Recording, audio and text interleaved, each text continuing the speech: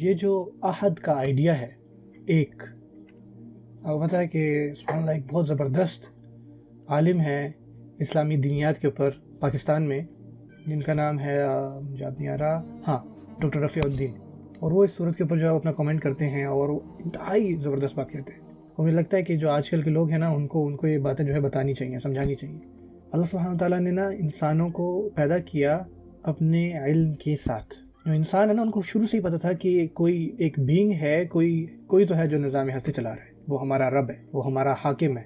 جو میرا زندگی میں ایک گول ہونا چاہیے وہ یہ ہونا چاہیے کہ وہ مجھ سے کیا چاہتا ہے. میری سب سے بڑی جو آپ کہہ لیں جیت ہو سکتی ہے وہ یہ ہے کہ میں اس کا بندہ ہوں. وہ میرا سب سے بڑی میری عظمت ہوگی. جو رسول اللہ صلی اللہ علیہ وسلم جو ہیں ان کی سب سے عظیم عظمت کیا تھی؟ سبحان الذی اسری بعبدہ، اللہ تعالیٰ کا عبد ہونا، اللہ تعالیٰ کا غلام ہونا، بندہ ہونا، یہ زندگی میں گول ہونا چاہیے. اور اللہ تعالیٰ نے شروع سے ہی ہمارے اندر یہ گول جو ہے وہ رکھا ہوا ہے. لیکن اگر آپ اس گول کو بھول جائیں تو پھر پتہ کیا ہوتا ہے؟ آپ کو پتہ ہے کہ آپ کے اندر نا ایک بھوک ہے، ایک پیاس ہے، اور وہ چاہتی ہے کہ اس کو پورا کیا جائے. اور جب آپ کی وہ چیز ایک ہیلدی کھانے سے نہ پوری ہو تو پھر آپ کس چیز سے پورا کرتے ہو؟ اگر آپ کو ٹھیک کھانا نہیں ملتا تو پھر آپ کہتے ہو کہ میں کھانا ہی نہیں کھاؤں گا. سوچیں ایک انسان جو ہے وہ بھوک سے مر رہا ہے اور اس کے پاس کچھ کھانے کو نہیں ہے، اگر کوئی غلیظ چیز بھی ہوگی نا، آپ یقین کریں وہ درخت کے پتے بھی کھا جائے گا. ٹھیک ہے نا، جب انسان کو بھوک لگی ہو. جب آپ اللہ تعالیٰ کی اس سوچ کو چھوڑ دیتے ہیں نا اور پھر وہ آپ کا گول ہدف نہیں رہتی تو پھر یقینی طور پر نا تو آپ کوئی نہ کوئی اس کا نعم البدل تلاش کریں گے. لازمی طور پہ کوئی نہ کوئی ایسی چیز ہوگی جو آپ کرنا چاہتے ہوں گے جو اس چیز کو پورا کرے گی. اور وہ جس کو اللہ تعالیٰ مل جاتا ہے ان کے ساتھ کیا ہوتا ہے؟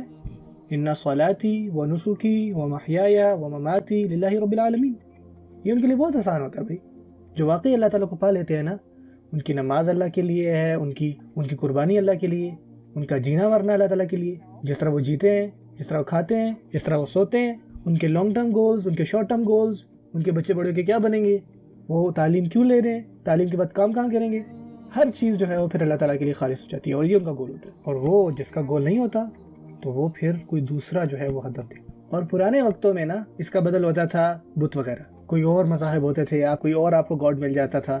لیکن ہمارے وقتوں میں نا یہ اس سے بھی زیادہ جو ہے وہ بدتر ہو گیا کام، اس سے بھی بدتر. اب آپ کو کوئی ایسا ملے گا جو اپنی جسم کے بارے میں صرف سوچتا رہتا ہے اور وہ جناب 18 گھنٹے جو ہیں وہ ورک آؤٹ کر رہے ہیں. اور یہی صرف ان کا زندگی میں گول ہے. ان کا صرف یہی گول ہے زندگی میں کہ وہ جو ہے بف سے بفر ہوتے جائیں، ہمیشہ جو ہے ٹاپ پر رہنا، شارپ لگنا. صرف یہ، میں نہیں کہہ رہا کہ بری چیز ہے، لیکن صرف یہ کرنا، یا پھر کمپٹیشن کرنا کہ میں اتنی ریپس لگاؤں گا، اتنا بینچ پریس کروں گا، اتنا یہ کروں گا، اتنا وہ کروں گا. صرف یہی چیز، صرف یہ کرتے رہنا. یہ چیز جو ہے ان کا الہ بن گئی ہے. یا وہ جس کی زندگی جو ہے وہ صرف پیسہ ہی ہے. کہ آپ ایسے لوگوں کو ملے ہیں جو صرف اور صرف پیسے کی بات کرتے ہیں، وہ کچھ اور کر ہی نہیں سکتے.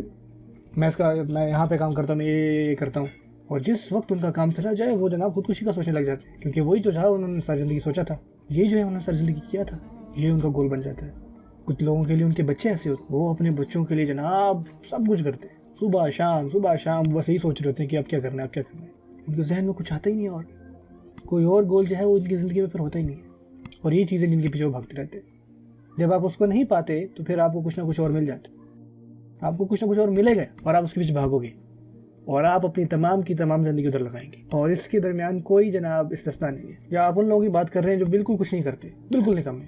وہ بچے جو ہے کن کے نام دیکھے ہوں گے جو جناب دن کے 20 گھنٹے جو ویڈیو گیم کھیل رہے ہیں اور وہ اٹھتے ہی نہیں اس جگہ سے. ان کا گول کیا ہوا بھلا؟ ان کا گول ہوا انٹرٹینمنٹ، اپنے آپ کو انٹرٹین رکھنا.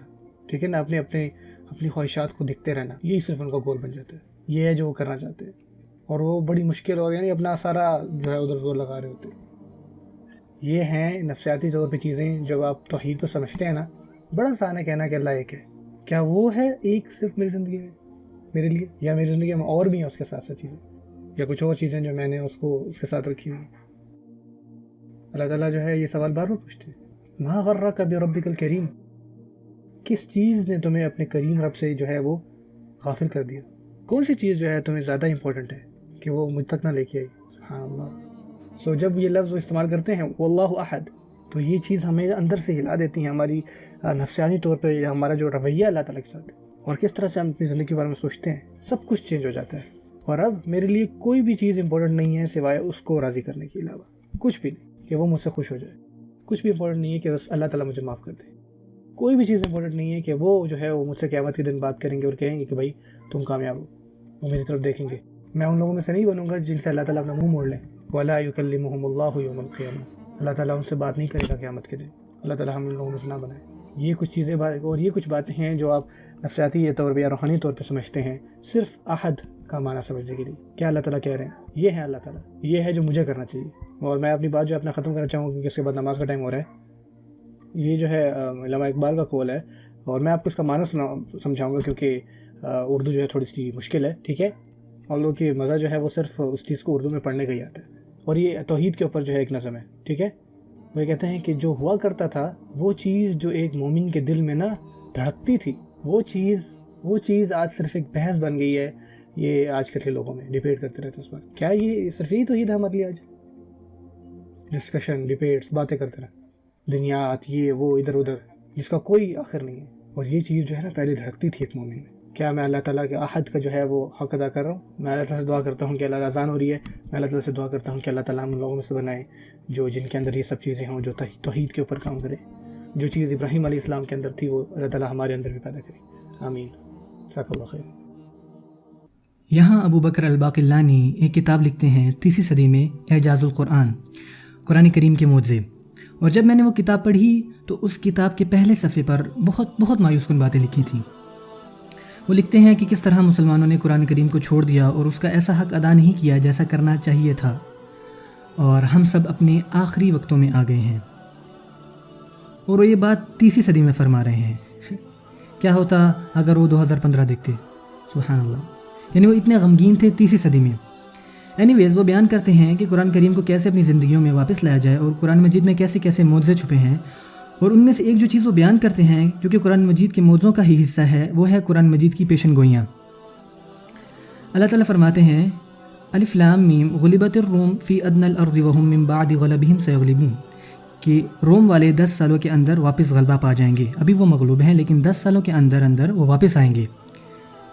ٹھیک ہے. جب قریش نے سنا، وہ کہتے یار یہ تو ہو ہی نہیں سکتا، وہ لوگ تو تباہ و برباد ہو گئے ہیں اور وہ بھی واپس آئیں گے 10 سالوں میں. اور کیا ایسا ہوا؟ یقیناً وہ واپس آئے. یہ ایسی پیشن گوئی تھی جیسے وعدہ کیا گیا ہو. ایک اور پیشن گوئی جو قرآن میں ہوئی کہ ابو لہب تباہ و برباد ہوگا. اور ابو لہب کون تھا؟ جس کی بہت تیز زبان تھی اور بہت چلاک دشمنوں میں سے تھا آپ صلی اللہ علیہ وسلم کی. تو سب سے آسان طریقہ قرآن مجید نے جو اوپن چیلنج کیا تھا، اگر ابو لہب چاہتا تو کہتا لا الہ الا اللہ محمد الرسول اللہ صلی اللہ علیہ وسلم. اور اگر وہ ایسا کہہ دیتا، اگر وہ صرف طنز کرنے کے لیے ایسا کہہ دیتا، آپ کو پتہ وہ کیا کہہ سکتا تھا؟ کہ دیکھو تمہاری کتاب کہہ رہی ہے کہ میں تباہ و برباد ہوں گا اور جہنم میں جلوں گا، لیکن میں تو یہاں شہادت قبول کر رہا ہوں. اور شہادت کیا کرے گی؟ وہ مجھے جہنم سے بچائے گی. اور میرا خیال ہے کہ تمہاری کتاب میں کوئی غلطی ہے. اور اس کے پاس کئی سال تھے ایسا کرنے کے لیے. پر قرآن فرعون کے بارے میں کیا فرماتا ہے کہ وہ صد عن السبیل، وہ راستے سے روک دیا گیا. فرعون کو راستے سے روک دیا گیا اور اس نے اپنے آپ کو پایا تباب میں. اور پھر تبت یدا ابی لہب وتب. اور ہم کیا قرآن میں معجزاتی دیکھتے ہیں کہ ابو لہب کہتا ہے، طنزاً کہتا ہے اپنے بازوں کی طرف کہ دیکھو میرے بازو تو میرے ساتھ ہیں، میں نے تو ایسا کچھ نہیں دیکھا جو تمہارے نبی نے کہا. اور وہ ایسی چیزیں سریعام کہتا تھا، ایسی باتیں سریعام کرتا تھا، لیکن اس نے کبھی نہیں سوچا کہ وہ شہادت قبول کر لے. کبھی یہ موقع کا فائدہ نہیں اٹھایا، اس کے گمان میں بھی نہیں آیا. اور ہم نے وہاں سے یہ جانا کہ وصد عن السبیل ابو لہب پر بھی لاگو تھی. وہ دور رکھا گیا شہادت قبول کرنے سے، وہ دور رکھا گیا. اللہ تعالیٰ کا وعدہ تھا، پیشن گوئی تھی جو پوری ہو کر رہی. جب اللہ تعالیٰ کوئی وعدہ کرتے ہیں تو یقیناً پورا ہو کر رہتا ہے. انما توعدون لواقع، بے شک تمہارے ساتھ جو وعدہ کیا گیا ہے وہ پورا ہو کر رہے گا. دعا ہے کہ اللہ تعالیٰ ہمیں ان لوگوں میں سے بنائے جو قرآن مجید کی خوبصورتی کی قدر کرتے ہیں، اور ان لوگوں میں سے بنائے جو صبح شام اس کی تلاوت کرتے ہیں، اور ان لوگوں میں سے بنائے جو اس خوبصورت حدیث کو پورا کرتے ہیں جو کہ ہے یا اہل القرآن، اے قرآن والو، لا تتوسد القرآن، قرآن کے ساتھ ریلیکس مت کرو. جب دل کیا پڑھا، جب دل کیا چھوڑ دیا. تو توسد کا مطلب ہوتا ہے کہ اس کو تکیہ مت بناؤ. وَاتْلُوهُ حق تلاوتی، اور اس کو ایسے پڑھو جیسے پڑھنے کا حق ہے، اور اس کی ایسی اطاعت کرو جیسے اطاعت کرنے کا حق ہے، اور اس کو دن رات پڑھو. ٹھیک ہے، وفشوہ اور اس کو پھیلاؤ، وتغنوہ اور اس کی خوبصورتی بیان کرو، وتدبروا ما فیہ اور اس پہ غور کرو، لعلکم تفلحون تاکہ تم کامیاب ہو جاؤ۔ اللہم اجعلنا من المفلحین۔ بارک اللہ لی ولکم۔ السلام علیکم ورحمۃ اللہ وبرکاتہ۔ سب سے پہلے میں چاہتا ہوں کہ انشاءاللہ میں آپ کو ابتدائی باتیں کہہ دوں، پھر انشاءاللہ جو ہے ہم آگے بڑھیں گے۔ شروع میں آپ یہ دیکھتے ہیں کہ یہ جو سال تھا جب فتح مکہ ہوا، جس میں علماء کی جمہور یہ کہتی ہے کہ فتح کا جو یہ معنی ہے، کہ یہاں پہ جو فتح کا معنی ہے یہ بیسیکلی فتح مکہ کی طرف اشارہ کر رہا ہے۔ جب یہ ہوا اس سال کو اب سیرت میں بھی کہتے ہیں عام الوفود، ایسا سال جس میں بہت سارے وفد آئے، لوگوں کے امبیسڈرز، اپنے اپنے قبیلے کے بڑے بڑے نمائندے، طائف، یمن، حوازن، کوئی 40 لوگوں کے گروہ میں آ رہا ہے، کوئی 80 میں، کوئی 100 میں، وہ آئے اور انہوں نے آپ صلی اللہ علیہ وسلم کے ساتھ کچھ دن گزارے، انہوں نے اسلام کا پیغام سنا اور ساروں کے ساروں نے جو ہے اسلام قبول کیا، اور وہ اپنے لوگوں کے پاس واپس گئے، اپنے قبیلوں کے پاس، اور ان کے پورے قبیلے جو ہے وہ مسلمان ہوئے، اور بہت تھوڑے سے وقت میں بہت سارے قبیلے جو ہیں پورے کے پورے عربیہ میں آپ صلی اللہ علیہ وسلم کے پاس آتے، خاص کر اس سال میں، اور اسلام کو قبول کرنا شروع ہو گئے بڑی بڑی تعدادوں میں۔ اب اس چیز کو بھی سوچیں جب آپ صلی اللہ علیہ وسلم خود لوگوں کے پاس جایا کرتے تھے۔ 10 سال پہلے آپ پیچھے جائیں، آپ کیا دیکھتے ہیں کہ آپ صلی اللہ علیہ وسلم فردن لوگوں کے پاس جاتے تھے اور ان کو پیغام دیتے تھے، اور نعوذ باللہ لوگ ان پہ ہنستے تھے، اور آپ صلی اللہ علیہ وسلم جو ہے مکہ میں بیٹھے ہیں اور لوگ ان کے پاس آ رہے ہیں اسلام کو سیکھنے۔ اس طرح اللہ تعالیٰ جو ہے چیزیں بدلتے ہیں، کس طرح اللہ تعالیٰ نے چیزوں کو بدلا۔ اور اب میں آپ سے ایک تاریخی بات بھی کرنے لگا ہوں۔ جب مکہ فتح ہوا، سب سے پہلے یہ اپنے آپ میں ہی ایک ایسی عجیب اور عظیم فتح تھی جس کے اندر کوئی بھی قتل و غارت نہیں ہوئی، کوئی وائلنس نہیں ہوا۔ آپ دنیا میں کہیں پہ بھی دیکھ لیں، جب ایک قوم دوسری قوم پہ حاوی ہوتی ہے وہاں قتل و غارت ہوتا ہے۔ دوسری، یہ اپنے آپ میں ایک ایسی فتح تھی جہاں پہ فوج نے کوئی بھی ایڈوانٹیجز نہیں لیے کہ گھر گھر گئے، لوگوں کو قتل کیا، کچھ بھی ایسا نہیں ہوا۔ اور دوسری طرف جو لوگوں کو اعلان کیا جا رہا تھا وہ یہ تھا لا تثریب علیکم، لا تثریب علیکم اليوم، آج آپ لوگوں کو کوئی بھی تکلیف نہیں ہوگی۔ اور یہ ایگزیکٹلی یوسف علیہ السلام کے الفاظ تھے جب ان کے پاس ان کے بھائی آئے تھے، اور یہی الفاظ جو ہے آپ صلی اللہ علیہ وسلم نے استعمال کیے۔ اور کوئی پریڈز بھی نہیں ہوئی، کوئی بھی آپ کہہ لیں خوشی نہیں منائی گئی، اپنے جھنڈے کو اور بلند کیا گیا اور ٹینکس کو گھمایا جائے، ایسا کچھ بھی نہیں ملتا۔ جو اصل میں سیلیبریشن ہوئی تھی وہ یہی تھی، اللہ اکبر اللہ اکبر، اللہ تعالیٰ کی بڑائی۔ آپ دیکھتے ہیں جب دوسری کوئی آرمی جیتتی ہے وہ خود کی تعریفیں کرتے ہیں اور اپنی قوم کی، اور جب ایمان والے جیتتے ہیں تو کریڈٹ کس کو دیتے ہیں؟ وہ صرف اور صرف اللہ کو دیتے ہیں۔ یہ خوشی، یہ سیلیبریٹ کرنے کا وقت نہیں، اللہ تعالیٰ کی شکر ادا کرنے کا وقت ہے۔ ایون آپ صلی اللہ علیہ وسلم بھی ہے سجدے کی حالت میں داخل ہوتے ہیں۔ سب سے پہلی چیز جو انہوں نے کی وہ کعبے کو صاف کیا۔ یہ دنیا کی تاریخ میں ایک عجیب قسم کی فتح ہوئی، آپ کو تاریخ میں اس طرح کی اور کوئی بھی فتح نہیں ملے گی۔ اب دوسری آیت کے اوپر آتے، وَرَأَيْتَ النَّاسَ يَدْخُلُونَ فِي دِينِ اللَّهِ أَفْوَاجًا۔ سب سے پہلا لفظ جو اس آیت میں ہے وہ ہے رأیتا، کہ تم نے دیکھا یا تم دیکھو گے، ڈیپینڈ کرتا ہے اس رائے کے اوپر جو آپ فرسٹ آیت کے اوپر لیتے ہیں۔ آپ کو پتہ ہے کچھ صورت پہلے اللہ تعالیٰ نے کہا تھا کہ اِنَّا أَعْطَيْنَاكَ الْكَوْثَرَ، عظیم تحفہ عطا کریں گے۔ اس خیر کا حصہ ایک یہ بھی تھا جو میں نے آپ سے پہلے بھی ذکر کیا تھا، آپ صلی اللہ علیہ وسلم کو یہ بہت زیادہ اندیشہ بھی تھا کہ لوگ جو ہے وہ ان کی بات پر ایمان نہیں لائیں گے، اور اس سے پہلے کہ ان کی زندگی اس دنیا میں ختم ہو اللہ تعالیٰ نے ان کو تحفہ عطا کیا۔ آپ جو ہے اپنی آنکھوں سے لوگوں کو بہت زیادہ تعداد میں اسلام میں داخل ہوتے دیکھیں گے۔ اور رأیتا یہ رسول صلی اللہ علیہ وسلم کے لیے ڈائریکٹ آپ صلی اللہ علیہ وسلم کو اللہ تعالیٰ یہ باتیں جو ہے وہ کہہ رہے ہیں، اللہ تعالیٰ جو ہے وہ ڈائریکٹلی جو ہے آپ صلی اللہ علیہ وسلم سے بات کر رہے ہیں، آپ سمجھ رہے ہیں؟ اور آپ صلی اللہ علیہ وسلم کو اس بات کا بہت اندیشہ تھا کہ جو ہے وہ لوگ ایمان نہیں لے کے آئیں گے، وہ خسارے میں نہ، کہیں وہ خسارے میں نہ پڑ جائیں۔ فَلَعَلَّكَ بَاخِعٌ نَفْسَكَ عَلَىٰ آثَارِهِمْ۔ آپ اگر اس آیت کا ترجمہ دیکھیں تو آپ کو کیا ملتا ہے کہ آپ اگر وہ ایمان نہ لائے تو آپ اپنی جان کھو بیٹھیں گے غم کی وجہ سے کہ وہ لوگ جو ہے لم یؤمنوا بهذا الحدیث، کہ وہ اس پر ایمان نہ لے کے آئیں اگر وہ ایمان نہیں لاتے۔ اللہ تعالیٰ نے ان کو تحفہ دیا کہ آپ دیکھیں گے لوگوں کو اسلام میں داخل ہوتے۔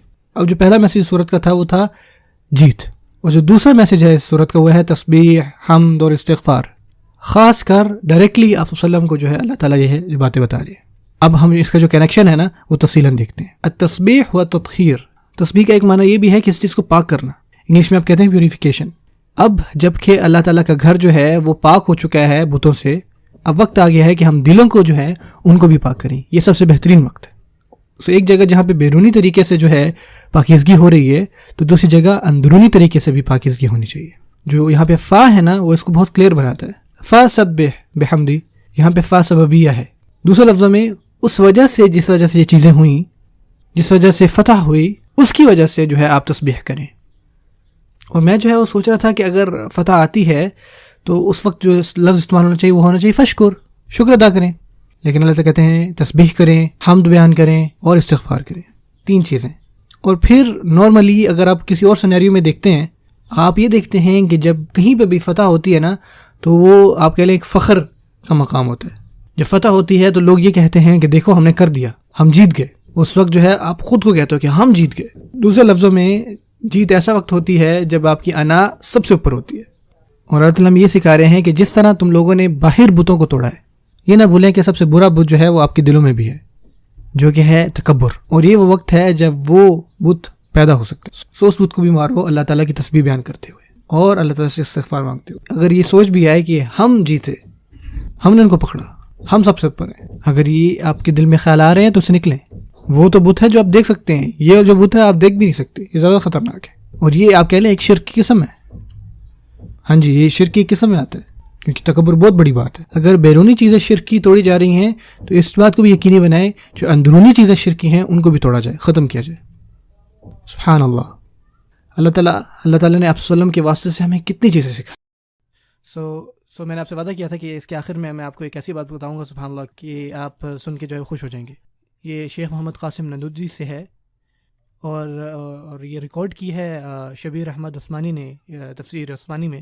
اور انہوں نے نا سورۃ الفلق کے اوپر اپنی کومنٹری کیا اور یہ انہوں نے نوٹس لیے ہیں شیخ محمد قاسم نندوتوی سے کہ سورۃ الفلق جو ہے کس طرح کے شرور سے جو ہے ہمیں بچاتی ہے. سو یہ کہتے ہیں کہ آپ یہ سمجھیں کہ آپ ایک پودا ہیں، ٹھیک ہے، اور اس پودے کی جو ہے ایک مالی جو ہے وہ حفاظت کرتا ہے. تو اس وقت اس پودے کی نا ڈفرینٹ مشکلیں ہوتی ہیں جس کو اس مالی کو بچانا ہوتا ہے کہ یہ چیزیں نہ ہو جائیں ادھر. سب سے پہلی چیز، کچھ جانور ہیں جیسے کہ بکری اور بھیڑ وغیرہ ہیں جو کہ بیسکلی وہ چیزیں کھانا چاہتے ہوتے ہیں، ٹھیک ہے نا. اب جو بکری ہے، بھیڑ ہے، جو بھی ہے، وہ اس مالی کے دشمن نہیں ہے. وہ صرف اس وجہ سے کر رہی ہیں کیونکہ وہ ان کی فطرت میں ہے ایسا. اللہ تعالیٰ نے ان کو پیدا کیا ہے اور ان کی فطرت میں یہ ہے کہ وہ جو ہے گھاس ہی کھائیں گے، پھل پودے کھائیں گے. اور یہ چیز جو ہے آتی ہے من شر ما خلق میں، کہ کچھ چیزیں ایسی ہیں جو اللہ تعالیٰ نے پیدا کی ہیں اور اس سے آپ کو نقصان پہنچ سکتا ہے. اور ایسا نہیں کہ وہ بری ہیں کہ ایک شارک ہے یا ایک شیر ہے اس نے وہی کرنا ہے جو اس کی فطرت میں ہے، اور ایسا نہیں کہ وہ کوئی برا ہے، وہ صرف وہی ہے جو اس کی فطرت میں تھا ایسا کرنا. سو جس طرح اللہ تعالیٰ نے کچھ چیزیں نیچرلی جو ہے وہ پیدا کی ہیں تو ہو سکتا ہے کہ آپ کو ان چیزوں سے کوئی نہ کوئی نقصان ہوتا ہو. سو آپ کو چاہیے کہ آپ اللہ تعالیٰ سے جو ہے حفاظت مانگے ایسی چیزوں سے. تو کیا کرتا ہے کہ اس کے ارد گرد جو ہے ایک جنگلہ لگا دیتا ہے تاکہ وہ چیزیں جو ہیں وہ آئیں نہ. سو دوسری چیز جو ہے وہ اس پودے کو وہاں لگائے گا جہاں اس پودے کو پورا جو ہے وہ سورج کی روشنی ملے یا اس کو پانی پورا ملتا رہے، ٹھیک ہے، وہ ایک اچھی فضا میں ہو، وہاں پر کوئی بھی جو ہے مسئلہ نہ ہو، کوئی ایسی چیزیں نہ ہوں جو اس کو مرجھا دیں. اور اگلی آیت میں ہم اللہ تعالیٰ سے کہتے ہیں کہ وَمِن شَرِّ غَاسِقٍ إِذَا وَقَبَ، اور یہ جو غسق ہے اور یا وقب ہے، سو یہ جو اندھیرے کی رکاوٹیں ہیں، وہ چیزیں جو آپ کو روکتی ہیں، ٹھیک ہے، وہ چیزیں مطلب آپ کو سورج کی روشنی میں جو پھول بنے گا وہ راستے میں تو نہیں ایسا ہوگا.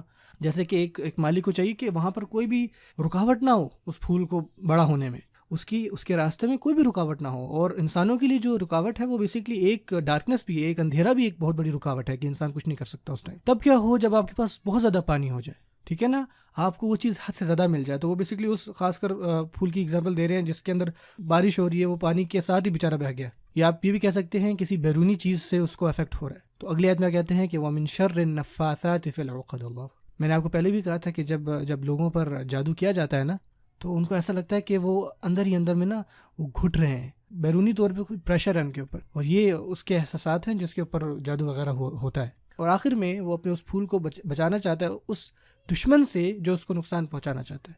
سو یہ صرف وہ چیزیں نہیں جو ہم نے پہلے ڈسکس کی ہیں، ایلیمنٹس وغیرہ یا بہت زیادہ روشنی کا مل جانا یا آپ کو کوئی حیوان جو ہے وہ نقصان پہنچائے گا. سو اگلی آیت میں سبحان اللہ تعالیٰ اسی بارے میں ذکر کرتے ہیں وَمِن شَرِّ حَاسِدٍ إِذَا حَسَدَ.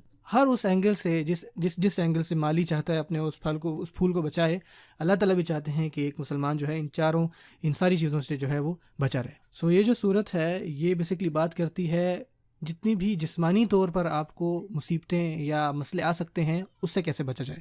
اور جو اگلی صورت ہے وہ آپ کو روحانی طور پہ بتائے گی اگر آپ کو روحانی کوئی مسئلے ہیں اور ان سے کیسے بچنا ہے، اور جتنی بھی اس طرح کی وسواس ہیں اس کے بارے میں بات کی جاتی ہے. اور آخری بات جو میں آپ کے ساتھ شیئر کرنا چاہتا ہوں حاسدون کے بارے میں، وہ لوگ جن کو ہمارے خلاف حسد ہوتا ہے. ہماری طرف کون ہے؟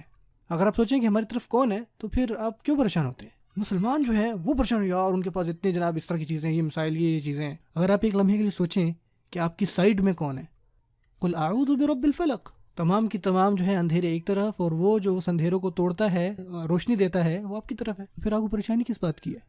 واللہ ہمیں اس کتاب کو جو ہے نا وہ سیریسلی لینا پڑے گا، اور جو یہ بات کہہ رہی ہے نا اس پر دل سے ایمان لانا پڑے گا. جب یہ ہمیں کوئی نصیحت دیتی ہے تو ہمیں یہ سوچنا چاہیے کہ یہ نصیحت صرف اور صرف میرے ہی لیے ہے.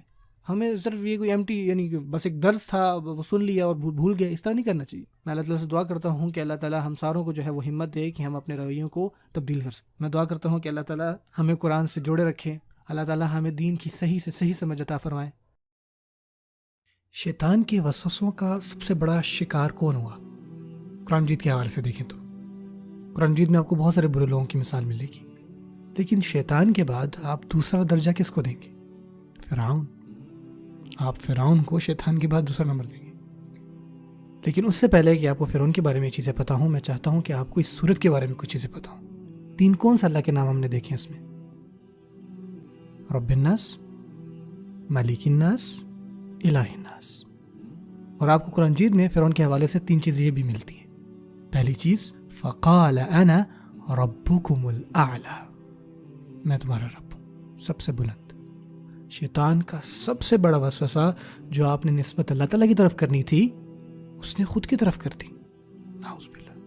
ایک اور آیت، دوسری آیت سنیں، فرعون کے الفاظ قرآن مجید میں آتے ہیں، الیس لی ملک مصر وہذه الانہار تجری من تحتی، کیا میں اس مصر کا مالک نہیں ہوں؟ کیا یہ نہریں میرے نیچے نہیں بہتی؟ یعنی کہ میں اس کا حکمران نہیں؟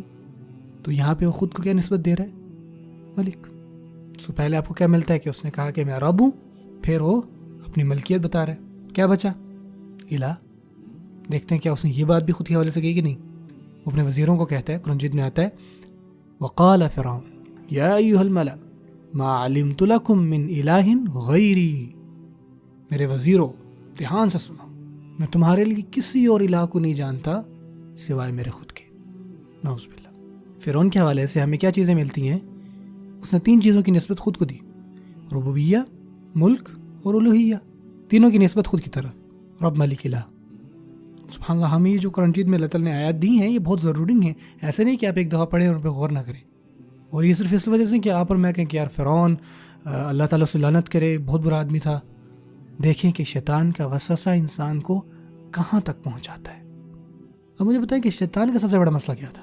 اس کا خود کا مسئلہ تکبر، غرور. اور سب سے بڑی چیز وہ انسان کے اندر کیا ڈال سکتا ہے؟ تکبری. اور تکبر کی سب سے بری مثال آپ کو کیا ملتی ہے؟ فرعون. لیکن آپ کو فرعون جتنا برا نہیں بننا کہ آپ یہ سوچیں کہ میرا بھی حال ہی ہوگا. نعوذ باللہ. آج کے دور میں ہم ایسے نہیں رہ رہے کہ لوگ دوسروں کے اوپر خود کو کہیں کہ میں خدا ہوں، لیکن ہم ایسے دور میں جی رہے ہیں جہاں لوگ خود کو ہی خود کا خدا کہتے ہیں. اپنی مرضی کے ہم خدا، ہم بادشاہ ہیں جی، اپنی مرضی کے مالک ہیں بھائی. ادھر ہماری باتیں چلتی ہے، یہ ہمارے علاقے. وہ خود کو خود کے الہ کہتے ہیں، اپنی خواہشات کے خدا. افرأیت من اتخذ الہہ ہواہ، کہ تم نے اس کو نہیں دیکھا جس نے اپنی خود کی خواہشات کو اپنا خدا بنا لیا، الہ بنا لیا. ہم ایسے وقتوں میں ہیں جہاں آپ کو بہت چھوٹے چھوٹے فرعون نظر آ رہے ہوں گے. ہمیں کوئی بڑے محل، کوئی تلواریں شلواریں نہیں چاہیے، یا کوئی بغاوت یا کوئی جنگ نہیں چاہیے، لیکن خود کی انائی بہت بڑا مسئلہ ہے آج. اور وہ اس صورت کی شروع میں ہی اللہ تعالیٰ اس کو توڑتے ہیں. جب آپ اوپنلی کہتے ہو کہ مجھے اللہ تعالیٰ کی پناہ چاہیے جو کہ رب الناس ہے، مالک الناس ہے، الہ الناس، میں کچھ نہیں. حتیٰ کہ آپ دیکھتے ہیں کہ ابلیس خود اللہ تعالیٰ کی خلقت کو مانتا ہے لیکن چاہتا ہے کہ لوگ بھول جائیں. قرآن بھی ملتا ہے ابلیس خود کہتا ہے کہ خلقتانی، تو نے مجھے پیدا کیا. وہ مانتا ہے اللہ ہے، اللہ تعالیٰ نے اس کو پیدا کیا، جبکہ وہ اللہ کی نافرمانی کر رہا ہے، لیکن پھر بھی وہ مان رہا ہے اللہ ہے، اس نے اس کو پیدا کیا. خلقتنی، تو نے مجھے پیدا کیا. لیکن اس نے لوگوں کو وسوسہ دیا اور لوگوں نے انکار کر دی. سوال یہ ہے کہ ہم بہتر مسلمان کیسے بنیں؟ سب سے پہلا سٹیپ ہے کسی کو تکلیف نہ پہنچائیں، بری چیزوں سے خود کو روکیں. اچھی عادت سے پہلے کوشش کریں کہ بری عادتوں کو مٹائیں. وہ کہتے ہیں نا کہ آپ پہلے خون کو روکتے ہو پھر آگے میڈیسن دیتے ہو. ایسا نہیں کہ بلیڈنگ ہونے دو. سو آپ کو اپنی انٹرٹینمنٹ ایڈکشن روکنی ہوگی, آپ کو فلتھ دیکھنا بند کرنا ہوگا, آپ کو اپنی آنکھوں کی حفاظت کرنی ہوگی جب بھی آپ باہر نکلیں. یہ کیونکہ آپ نے یہ سب کر کے دیکھ لیا اور آپ انسانیت سے بھی دور جا چکے ہیں. آپ جب بھی کسی عورت کو دیکھتے ہیں تو آپ ایسے دیکھتے ہیں کہ جیسے کوئی گوشت کا ٹکڑا ہے. اس کا یہ بھی مطلب ہے کہ آپ نے اپنے ذہن میں عزت ہی کھو دی ہے دوسرے انسان کی. اس کو ایسے دیکھ رہے ہیں جیسے ایک جانور جو ہے وہ دوسرا جانور کو دیکھ رہا ہوتا ہے. آپ میری بات سمجھ رہے ہیں؟ ہم صرف اور صرف حیوان سے حیوان بنتے جا رہے ہیں. اپنی انسانیت کو واپس پیدا کریں اور پھر اپنی زندگی کو نیکیوں سے بہتر کریں, اور وہ بھی چھوٹی چھوٹی چیزیں کریں, جیسے کہ اپنی نماز بہتر کریں, کچھ دعائیں مزید یاد کرنا شروع کریں, اپنے کام میں ایمانداری دکھائیں, اپنی والدہ کے ساتھ بہتر طریقے سے بات کریں. ساری چھوٹی باتیں اور یہی ساری چیزیں جو اللہ تعالیٰ چاہتے ہیں ہم سے. اب آگے سے یہ بھی سوال آتا ہے کہ اللہ تعالیٰ مجھ سے کیا کیا چاہتے ہیں اور یہ ساری چیزیں مجھ سے کیوں چاہتے ہیں؟ کیا یہ چیزیں اللہ تعالیٰ کو فائدہ دیتی ہیں؟ آپ یہ سوال ذہن میں آ سکتا ہے. آپ یقین رکھیں جو بھی اللہ تعالیٰ ہم سے چاہتے ہیں, سب سے پہلے یہ دیکھیں کہ اللہ تعالیٰ کے ایک ناموں میں سے ایک نام ہے الغنی, اور غنی کا مطلب ہوتا ہے جس کو کسی کی ضرورت نہیں ہوتی. اور اللہ نے یہ بات قرآن مجید کی ایک آیت میں بھی کہی. اور پھر اللہ نے کہا وہ الغنی وانتم الفقراء, اور تم ہی فقیر ہو اللہ کے ہاں. اور اس آیت میں اللہ تعالیٰ کو کسی چیز کی ضرورت نہیں بلکہ ہمیں ہر چیز کی ضرورت ہے, کیونکہ ہم فقیر ہیں. اور آپ صرف کچھ ہی چیزیں کر لیں, وہ آپ کو غنی بنا دے گا, وہ آپ کے اندر یہ چیز پیدا کر دے گا. اللہ تعالیٰ آپ پر اتنی نعمتیں کرے گا کہ آپ کو کسی چیز کی ضرورت نہیں پڑے گی. نہ کہ نیکیاں ہمارے لیے بہتر ہیں کیونکہ وہ خود میں ایک آپ کہہ لیں میڈیسن ہے ہمارے لیے, بلکہ وہ اپنے ساتھ ساتھ بونسز بھی لاتی ہیں, چاہے وہ یہ دنیا ہو یا آخرت ہو. آپ اپنی والدہ کے ساتھ اچھا برتاؤ کریں, اور آپ کیا دیکھتے ہیں, آپ کو نوکری نہیں مل رہی تھی, اور جیسے ہی آپ اپنے رویہ اپنی ماں کے ساتھ بہتر کیا, آپ کو کال آ گیا وہاں سے کہ اب آ جائیں, کل سے جوائننگ ہے آپ کی. برکتوں کے دروازے کھل جاتے ہیں. ایک چھوٹی سی نیکی بہت ساری چیزوں کو اور بھی کھولتی ہے, اور یہی چیز اللہ تعالیٰ اس دنیا میں کرتے ہیں. جو بھی اللہ کا تقوی اختیار کرتے ہیں یجعل لہ مخرجا, اللہ تعالیٰ اس کے لیے دروازے کھولتے جاتے ہیں. وَيَرْزُقْهُ مِنْ حَيْثُ لَا يَحْتَسِبُ, اور اللہ تعالیٰ وہاں سے اس کو دیتے ہیں جہاں اس نے سوچا بھی نہیں ہوتا. کیوں؟ اس میں صرف اللہ کا تقوی آ گیا, اور یہی چیز صرف اللہ تعالیٰ ہم سے مانگ رہے ہیں, اور اس وجہ سے کیونکہ ہماری زندگیاں آسان ہو جائیں. اور آخری بات, لوگ کہتے ہیں کہ یار اللہ تعالیٰ مجھ سے کیا چاہتے ہیں. بڑا بنیادی سا سوال ہے یہ. یرید اللہ لیخفف عنکم وخلق الانسان ضعیفا, اللہ چاہتا ہے کہ وہ تمہارا بوجھ کم کرے, خفیف کرے, اور انسان جو ہے وہ تو کمزور پیدا کیا گیا تھا. آپ سوچ رہے ہیں کہ آپ اپنی زندگی آسان بنا رہے ہیں پارٹی شارٹی کر کر, نہیں, آپ اس کو مشکل بنا رہے ہیں. اللہ آسانی چاہتے ہیں, اللہ آپ کا بوجھ کم کرنا چاہتے ہیں. آپ نہیں سمجھتے کیونکہ آپ بہت کمزور ہیں ابھی. قرآن مجید میں ایک بہت ہی پاورفل ایکسپریشن ہے, اور وہ 2 لفظوں پہ مشتمل ہے, اور وہ 2 لفظ ہیں قرۃ اعین, آنکھوں کی ٹھنڈک. جو سمپل اس کا ترجمہ ہوگا وہ ہوگا آنکھوں کی ٹھنڈک. اور اس کا کئی جگہ ذکر ہے, خاص کر رسول صلی اللہ علیہ وسلم کی حدیث میں بھی. اس سے پہلے کہ میں آپ کو اس کا استعمال بتاؤں قرآن مجید اور حدیث میں, میں چاہتا ہوں کہ آپ کو میں یہ بتاؤں کہ عرب اس کو اینشنٹ عربک میں کیسے استعمال کرتے تھے, ایکسپریشن کو, اس فگر آف اسپیچ کو. عرب میں 2 طرح کے فگر آف اسپیچز تھی. ایک ایڈیم تھا آنکھوں کا ٹھنڈا ہونا, اور ایک تھا آنکھوں کا گرم ہونا. سب سے پہلے تو آپ یہ سمجھیں کہ عرب جو ہے وہ 2 فگر آف اسپیچز کا یوز کرتے تھے, ایک آنکھوں کا ٹھنڈا ہونا اور ایک آنکھوں کا گرم ہونا. جب کوئی غم میں ہوتا, یا جب کسی کے اوپر کوئی مصیبت آتی, یا جس پر بہت زیادہ غم کے پہاڑ ٹوٹ, جب کوئی ڈپریشن میں ہوتا, تو اس سچویشن میں عرب کہتے تھے اس بندے کو کہ اس کی آنکھیں گرم ہو گئی ہیں. سب سے برے جملوں میں عربک میں اگر آپ کسی کو کہتے تو ان میں سے ایک یہ بھی تھا کہ اللہ تعالیٰ تمہاری آنکھیں جو ہے وہ گرم کرے. اس کا مطلب یہ ہے کہ اس پہ غموں کے پہاڑ ٹوٹ پڑے, یعنی روئے, آنکھیں گرم ہو جائیں رو رو کے. اب آپ سوچیں اس کا ایگزیکٹ اپوزٹ کیا ہوگا, آنکھوں کا ٹھنڈا ہونا. تو جتنے بھی آپ کے غم ہیں, آپ کی تکلیفات ہیں, آپ کی مصیبتیں ہیں, ان سب کا الٹ ہو جانا, اور آپ کو امن آ جانا, سکون آ جانا, خوشی کا آ جانا, یہ ہے آنکھوں کا ٹھنڈا ہونا. ایک اور مثال سے آپ کو سمجھانا چاہتا ہوں تاکہ انشاءاللہ آپ کو یہ بات سمجھ میں آ جائے. امیجن کریں کہ آپ ایئرپورٹ میں, وہاں پہ 2 مائیں ہیں, ٹھیک ہے, آپ سمجھے 2 مائیں وہاں پہ. ایک ماں جو ہے وہ اپنے بچے کو وہاں الوداع کرنے آئی ہے, وہ کہیں پہ جا رہا ہے, اور جو دوسرا بچہ ہے اور جو دوسری ماں ہے وہ اپنے بچے کو ریسیو کرنے آئی ہے, وہ کہیں سے آیا ہے. اب یہ دونوں مائیں جو ہیں وہ رو رہی ہیں. ان میں سے ایک ماں کی آنکھیں جو ہیں وہ ٹھنڈی ہیں, اور ایک ماں کی آنکھیں جو ہیں وہ گرم ہیں. ایک جو ہے وہ خوشی کے آنسو رو رہی ہے کہ اس نے اپنے بچوں کو کتنے سالوں بعد دیکھا ہے, وہ خوش ہے, وہ بھی رو رہی ہے, لیکن یہ جو ہے یہ ٹھنڈے آنسو ہیں. دوسری جو ہے اس کا بچہ اس سے جا رہا ہے, تو یہ کون سی نشانی ہے, آنکھوں کا گرم ہو جانا. آپ کو بات سمجھ میں آ رہی ہے؟ کچھ اور چیزیں ہیں جو میں بتانا چاہتا ہوں, پھر انشاءاللہ ہم آگے چلتے ہیں. ہمیں پتہ ہے کہ جو عرب شاعر تھے وہ کہتے تھے کہ جو میرے قبیلے کی آنکھیں ہیں وہ گرم ہی رہیں گی, اور وہ جو ہے وہ اسیسنس بھی ہوتے تھے، ٹھیک ہے نا، آپ سمجھ لیں بھی ہوتا تھا. سو وہ جو ہے صحرا میں کہیں چھپا ہوا ہے، ریڈی ہے قتل کرنے کے لیے، اور اس انتظار میں جو ہے وہ شعر و شاعری بھی کر رہا ہے. وہ یہ کہتا ہے کہ میری قبیلے کی آنکھیں گرم ہی رہیں گی، حتیٰ کہ جو میرا چاقو ہے وہ گرم نہیں ہو جاتا اس کے خون سے. مطلب یہ کہ جب میں اس خاص آدمی کو قتل کر دوں گا تب میرے قبیلے کا بدلہ اترے گا، اور میرے قبیلے کی جو آنکھیں ہیں وہ ٹھنڈی ہوں گی، ورنہ وہ گرم ہے. جو فرسٹریشن، جو غصہ ان کو ہے وہ تب ہی دور ہوگا جب یہ بندہ مرے گا. یہی کام میں کرنے آیا ہوں کہ میرے قبیلے کی آنکھیں ٹھنڈی ہو جائیں. سو آپ یہ بھی کہہ سکتے ہیں کہ غصہ نکالنا، ایل فیلنگ کا نکالنا، فرسٹریشن کا نکالنا، یعنی اس کا مطلب ہے کہ آپ کی آنکھیں گرم ہیں. اس کانٹیکس میں اس کو استعمال کیا گیا اینشنٹ عربک میں. اب ایک آخری چیز جو میں آپ کے ساتھ شیئر کرنا چاہتا ہوں عربک لٹریچر سے، اور یہ جو ایکسپریشن ہے سبحان اللہ، یہ بہت ہی خوبصورت ہے. آپ بتائیے، جو عرب ہے وہ صحرا میں سفر کیا کرتے تھے، اور بعض اوقات سفر میں صحرا میں طوفان آتا ہے، اور اس سچویشن میں وہ کیا کرتے تھے کہ اپنے چہروں کو اچھی طرح کور کر لیتے، کیونکہ مٹی ہے، ریت ہے، تو گرد و غبار بہت. اور سبحان اللہ جو اونٹ ہے جس پہ وہ سفر کر رہے ہوتے ہیں، اللہ تعالیٰ نے سبحان اللہ کیسا اونٹ کی تخلیق کی ہے. یہ جو آئیلڈ ہے نا اونٹ کی، وہ اس پہ جب لگتی ہے ریت، وہاں پہ وہ زمینی رہتی بلکہ وہ گرتی رہتی ہے سبحان اللہ، اور اس کو آنکھ جھپکنے کی بھی ضرورت نہیں ہوتی. سبحان اللہ. اب یہ سمجھے کہ اونٹ کی آنکھوں کے سامنے ایک اسکرین ہوتی ہے جو ریت کو نا نیچے کر رہی ہوتی. جو رائڈر ہے آنکھیں نہیں بند کر سکتا نا، اسے سارا کچھ کور کر رہی ہے، لیکن کیا مسئلہ ہوگا، اس کو نہیں پتہ چلے گا کہ ہم کہاں سے کہاں آ گئے. اس کو اپنی آنکھیں کھل رکھنی ہوگی، اور فائنلی کہیں جا کر اس کو کوئی جگہ ملے گی آرام کرنے کی، کہیں پہ جا کے وہ پناہ لے گا، اور وہاں جا کے وہ کہے گا سبحان اللہ کہ میری آنکھیں اب جا کے کیا ہوئی ہیں، ٹھنڈی. دوسرے لفظوں میں آپ یہ بھی سمجھ سکتے ہیں کہ آنکھوں کا ٹھنڈا ہونا سے مراد یہ ہے کہ جب آپ کو کہیں پناہ مل جائے کسی بڑی جگہ سے، کسی بڑی مصیبت سے، تو آپ یہ کہتے ہو کہ ہائے میری آنکھیں ٹھنڈی ہو گئی. جو چیز میں سمجھانا چاہتا ہوں، لیکن ابھی تک میں نے وہ دعا آپ سے شیئر، جو دعا جس کی میں بات کرنا چاہتا ہوں، یہ سورہ فرقان کے آخر میں آتی ہے، 25 سورت ہے، آیت نمبر 74 ہے. اللہ تعالیٰ فرماتے ہیں، اللہ تعالیٰ چاہتے ہیں کہ ہم یہ کہیں، والذین یقولون، وہ لوگ جو کہتے ہیں، ربنا هب لنا من ازواجنا وذریاتنا قرۃ اعین وجعلنا للمتقین اماما. اے ہمارے رب، اے ہمارے پروردگار، ہمیں تحفہ دیں، ہمیں عطا کریں. بعض آیت میں آتا ہے آتینا، ہمیں عطا کریں، تینا ہمیں ایک بڑا گفٹ دیں، ہمیں گفٹ کریں، ان ایکسپیکٹڈ گفٹ کریں، کوئی خوبصورت تحفہ دیں. حب لنا، تو آپ کہہ رہے ہیں یا اللہ مجھے تحفہ دیں. اور یہ جو لنا لفظ ہے نا، یہ جو لنا حرف ہے، یہ مقدم ہے، یعنی پہلے آیا ہے، خاص کر ہمارے لیے. اللہ ہمیں خاص ایک تحفہ دیں، خاص ایک اسپیشل فیور کریں یا اللہ ہم پر. اور یہ فیور کیا ہے جو ہم اللہ سے مانگ رہے ہیں؟ ہمیں عطا کریں ہماری بیویوں میں سے، اور اولاد میں نہیں بلکہ ذریاتنا.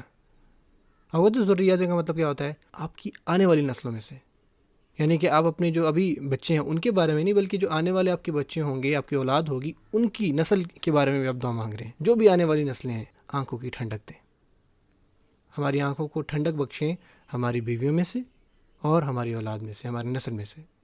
اور جب میں کہتا ہوں نا کہ میری فیوریٹ دعا ہے، تو اس کی کئی ریزن ہیں. سب سے پہلی بات کہ میں الحمدللہ شادی شدہ ہوں، میرے بچے ہیں. اور دوسری بات یہ کہ ہم سب کو چاہیے کہ اس دعا کو ذرا اپریشیٹ کریں، اور اس بات پہ سوچیں کہ آج اس دور میں جو کرائسس ایک چل رہا ہے، جو بنیادی ایک جز ہے نا اس پوری دنیا کا، وہ ہے ایک خاندان، اور اس خاندان کے جو حالات ہیں نا وہ بہت برے. اکثر لوگ، حتیٰ کہ مسلمان بھی، اس مسئلے سے نہیں بچے ہوئے. ہمارے اکثر گھروں میں انفارچونیٹلی، جو میں نے آپ کو کہا نا طوفان جس سے آپ بچتے ہو اور اپنی آنکھوں کو ٹھنڈک پہنچاتے ہو، وہ جو طوفان ہے وہ گھر کے باہر نہیں ہوتا، وہ طوفان جو ہے سبحان اللہ وہ گھر کے اندر ہے آج کے دور میں. سو فرسٹریشن سے بچنے کے لیے، ایک دوسرے کو الزامات دینے، یعنی آپ کو اس طوفان سے بچنے کے لیے گھر سے ہی باہر نکلنا پڑتا ہے. اور جتنی بھی ڈپریشن ہے، جو یا سیڈنس ہے، یا جو فرکشن ہے یہ میاں اور بیوی میں، ہمارے گھر جو ہیں وہ ٹوٹ چکی ہیں. بھائی سے نہیں بات کر رہا، والدین بچوں سے نہیں بات کر رہے. کتنے شیوخ ہیں، میں سبحان اللہ، میں آپ کو یقین سے کہہ سکتا ہوں، گارنٹی دے سکتا ہوں، جتنے بھی اسپیکرز آئے ہیں اس کانفرنس میں، کچھ والدین، کچھ مائیں، کچھ خاوند ہیں، کچھ بیویاں ہیں جو آئیں گے اور کہیں گے کہ ہمارا یہ مسئلہ گھر میں چل رہا ہے، میں اپنے بچوں سے نہیں بات کر سکتی، وہ مجھ پہ چلاتا ہے، وہ یہ چیزیں کر رہا ہے، مجھے نہیں سمجھ آتی میں اس کو کیسے روکوں. میری بیوی، میرا خاوند، میری بیوی میرا خاوند، سبحان اللہ. یعنی سبحان اللہ یہ کرائسس گھر میں. اور اس سے سبحان اللہ بہتر دعا ہم کیا مانگ سکتے تھے اللہ سے؟ یعنی اس کا اپوزٹ ہو گیا ہے. ایک خاندان جو ہے وہ ایک غم کی، غصے کی، فرسٹریشن کی جگہ بن گئی ہے. لوگ چاہتے ہیں کہ اس سے کہیں دور بھاگ جائیں، اور یہاں اللہ تعالیٰ سبحان اللہ اتنی کامل دعا جو ہے وہ ہمیں سکھا رہے ہیں کہ جو ہم اللہ سے مانگیں، کہ جو گھر ہے نا وہی آپ کی پناہ گاہ بنے. ایسے ہے جیسے باہر کی جو دنیا ہے وہ طوفان میں ہے، اور جہاں پہ آپ پناہ لیں گے نا وہ گھر ہے آپ کے بچوں اور آپ کی بیویوں میں. جب ہم ان کو دیکھتے ہیں تب آپ کی مصیبتیں دور ہو، ساری تکلیفیں دور ہو جاتی ہیں.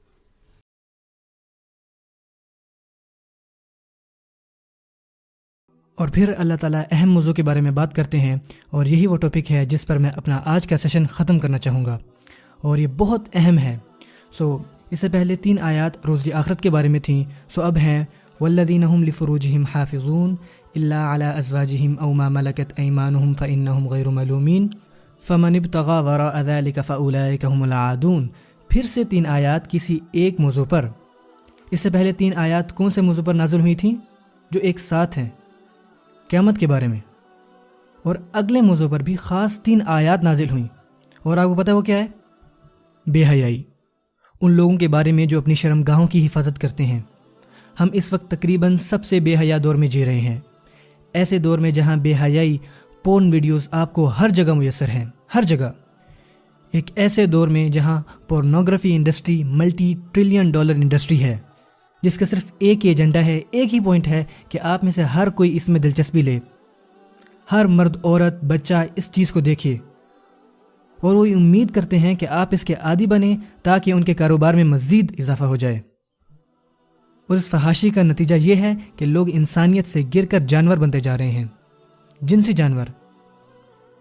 اور بدقسمتی سے آپ میں سے کچھ لوگ ان چیزوں کو دیکھنے کے عادی ہو چکے ہیں، ان کو بار بار دیکھتے ہیں اور ان کو اپنے موبائل میں سیو کرتے ہیں، اور آپ ان کو برا نہیں سمجھتے اور اپنے آپ کو جسٹیفائی کرتے ہیں۔ بعض اوقات آپ کو برائی کا احساس ہوتا ہے، لیکن پھر بھی آپ وہ چیز دوبارہ دیکھتے ہیں اور سوچتے ہیں کہ یار کم از کم میں کسی کو نقصان تو نہیں پہنچا رہا نا، کسی کے ساتھ تو نہیں کر رہا، میں تو بس دیکھ رہا ہوں، اٹس اوکے۔ آپ کو پتہ آپ کے ساتھ کیا ہو رہا ہے؟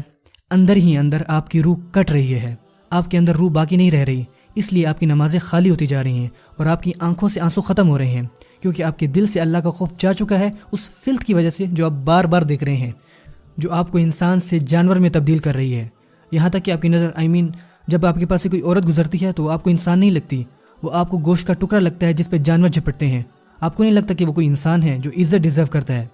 آپ ہر کسی کو دیکھتے ہو اور ہر چیز کو دیکھتے ہو، بڑی مشکل سے آپ اپنی نظروں کو نیچے کرتے ہو، چاہے آپ سب وے پر ہو یا کیمپس میں ہو یا کام پر ہو یا سڑک پر ہو۔ یہاں تک کہ آپ کو کوئی بل بورڈ نظر آ جائے، آپ 1 نہیں 2 نہیں 3 بار دیکھو گے۔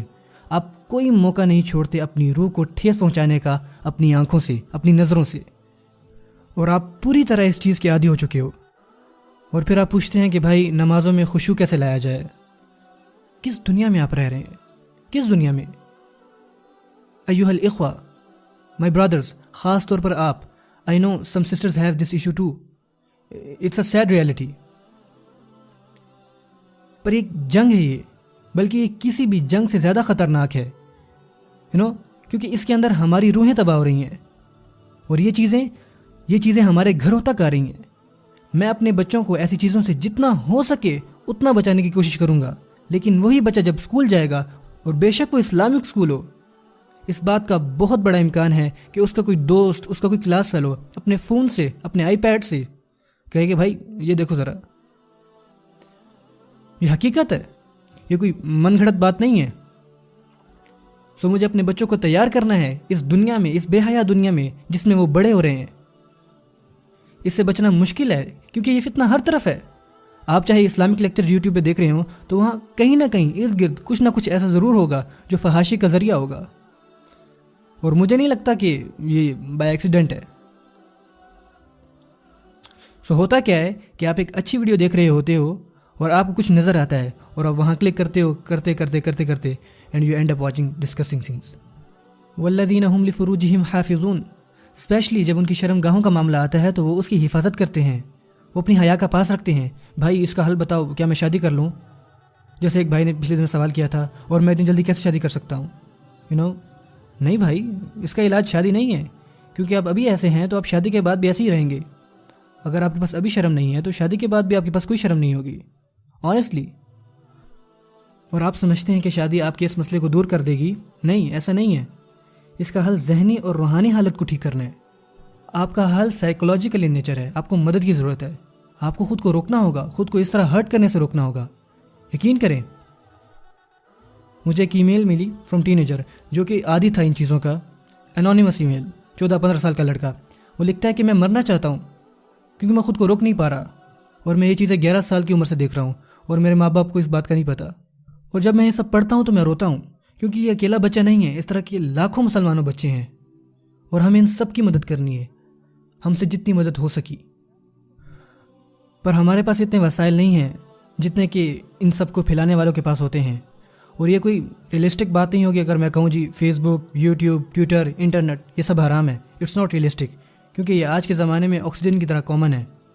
جو طریقہ ہم اپنا سکتے ہیں وہ یہ ہے کہ ہم اپنے بچوں کے ساتھ میچور بات کریں، کھل کر بات کریں اور ان کو بتائیں، سمجھائیں کہ کس طرح اس سے بچا جا سکتا ہے. اور جو ایلڈرز یہاں بیٹھے ہیں، stop watching Indian movies guys. آپ یہاں نماز، حیا، شرم کی بات کر رہے ہیں اور آپ خود اپنی شرم کی حفاظت نہیں کر رہے، اور گھر جا کے مائیں، بہنیں، بیٹیاں، خاوند، بہنیں سب اکٹھے بیٹھ کے جو جی میں آ رہا ہے وہ دیکھ رہے ہیں. کم آن. والذین هم لفروجہم حافظون، وہ اپنی شرم گاہوں کی حفاظت کرتے ہیں. اور شرم گاہوں کی حفاظت کرنے کا مطلب یہ نہیں ہوتا کہ آپ بس زنا نہیں کرتے، بلکہ ہر وہ کام جو آپ کو زنا کے قریب کرے اس سے بچتے ہیں، چاہے وہ کچھ بھی ہو. وہ اپنی حفاظت کرتے ہیں. انہیں پتہ چل جاتا ہے کہ ان کی حیا، ان کی شرم انڈر اٹیک ہے. وہ جان لیتے ہیں کہ یہاں ان کا ویک پوائنٹ ہے. یہ خواہشات اللہ نے ہمیں ڈالی ہیں جو کہ بہت مضبوط ہیں، اور اللہ نے کسی خاص وجہ کے تحت ان کو ہمارے اندر ڈالا ہے. اور یہ آپ جانتے ہیں، اور آپ کے پاس ہے، یہ آپ جانتے ہیں. اور آپ اس آزمائش سے ہر روز گزرتے ہیں، اور خاص کر کے اس شہر میں. پر آپ کو اپنی حفاظت کے لیے خصوصی اقدامات کرنے پڑیں گے. یہ پیسیج کوئی ہائی گولز کے بارے میں نہیں ہے، یہ کم سے کم کے بارے میں ہے. کم سے کم اپنی حفاظت کریں. کم سے کم بے حیائی سے بچیں. اپنے نفس کے خلاف جائیں. اپنے آپ پر قابو رکھیں. مجھے پتہ ہے آپ میں سے کچھ نے ان چیزوں کو چھوڑنے کی کوشش کی ہے، لیکن وہ پھر سے واپس آئے. آپ نے پھر کوشش کی لیکن آپ پھر سے واپس آ گئے، اور آپ نے پھر سے کوشش کی لیکن آپ پھر سے واپس آ گئے. آپ بار بار کوشش کر رہے ہیں، آپ اسٹرگل کر رہے ہیں. آپ ہمت نہ ہاریں. اپنے آپ کو دیکھیں. تنہائی میں رہنا بند کریں. اچھے دوستوں کے ساتھ رہیں، باہر رہیں. اگر آپ نے پڑھنا ہے تو کہیں اور پڑھیں، لائبریری جا کے پڑھیں. وہاں پڑھیں جہاں لوگ ہوں، کیونکہ جب آپ اکیلے ہوتے ہو شیطان آپ کو گھیر لیتا ہے. اور اگر اللہ کا خوف نہیں تو لوگوں کا خوف کام آ جائے گا. At least something is better than nothing. اور جتنے بھی یہاں پیرنٹس بیٹھے ہیں ان کے لیے، اگر آپ کے پاس گھر میں کمپیوٹر ہے تو پلیز اس کو لیپ ٹاپ مت بنائیں. گھر میں ڈیسک ٹاپ لے کے آئیں، اور جتنا بڑا آپ مونیٹر لا سکتے ہیں اتنا بڑا مونیٹر گھر میں لے کے آئیں. اور میک شیور کہ آپ اس کو کچن میں یا ڈائننگ روم میں رکھتے ہیں. اس کمپیوٹر کو اپنے بیڈ روم میں نہ رکھیں، نہ کہ کڈز روم میں رکھیں.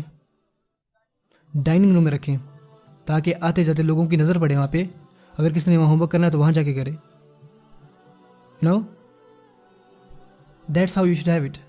آپ کو تھوڑی بہت احتیاط رکھنی پڑے گی. اپنے 11 سال کے بچے کو اسمارٹ فون مت دیں. آپ کیا سوچ رہے تھے؟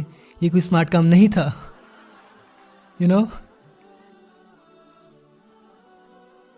سیریسلی میں کیا دیکھتا ہوں 5ویں کلاس کے بچے کے پاس آئی فون 5. میرے پاس نہیں آئی فون 5 وتھ 4G. آپ کو پتہ ہے کتنی خطرناک چیزیں ہیں سب. والذین هم لفروجہم حافظون الا علی ازواجہم، مگر اپنی بیویوں یا اپنے ہاتھ کے مال کنیزوں سے، او ما ملکت ایمانہم فانہم غیر ملومین، کہ ان پر کچھ ملامت نہیں. اللہ جانتے ہیں کہ ہمیں یہ خواہشات ہیں، اور اللہ نے ان کا حلال طریقہ بتا رکھا ہے، اس کے علاوہ کہیں اور سے نہیں. اور بائی دا وے، جو لوگ اس چیز کے عادی ہو جاتے ہیں اور جن کی حیا کی سینسز جاتی رہتی ہیں، اوور ایکسپوزڈ ہو جاتے ہیں، تو ان کی جو میرج لائف ہوتی ہے وہ بھی برباد ہو جاتی ہے. ان کو کوئی فائدہ نہیں دیتی. ان کے ذہن میں ایک ورچوئل آئیڈیا ہوتا ہے کہ what player means, but they don't find player in their spouse anymore. اور پھر نیا فتنہ گھروں میں آ جاتا ہے، نئے مسئلے جو کہ گھر کے گھر تباہ کر دیتے ہیں مسلمان گھرانے. اور ایسا ہو رہا ہے. سو اللہ ان لوگوں کی یہاں بات کرتے ہیں کہ جو نماز ادا کرتے ہیں، اور وہ فرما رہے ہیں کہ میں ان کا یہاں ذکر کر رہا ہوں کیونکہ یہ موصوف ہیں المصلین. اور پھر تمام الذین کی آیت اور اسماء موصولہ یا پھر وصف ان کی صفہ، جس کا مطلب تمام نماز قائم کرنے والے، تمام جو اپنی شرمگاہوں کی حفاظت کرتے ہیں، جو قیامت الدین سے گھبراتے ہیں، اور وہ لوگ جو استقامت سے نماز پڑھتے ہیں، اس پر قائم رہتے ہیں. یہ ہیں وہ لوگ.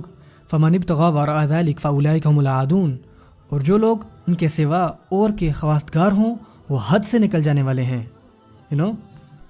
دس is an act of aggression. یہاں پہ عدو مینشن کیا گیا ہے. عدو یعنی کہ عادن سے عدو، عادہ یا عدو. العادون العداوہ کہتے ہیں دشمنی کو، دشمنی کو. سو اللہ فرماتے ہیں کہ جو اپنی خواہشات کو حلال حدود سے باہر نکالتا ہے، جو بھی ایسا کرتا ہے تو وہ آ جاتا ہے جارحیت کے زمرے میں، ایکٹ آف ایگریشن کے. پر سوال آتا ہے کہ ایگریشن کس کے خلاف؟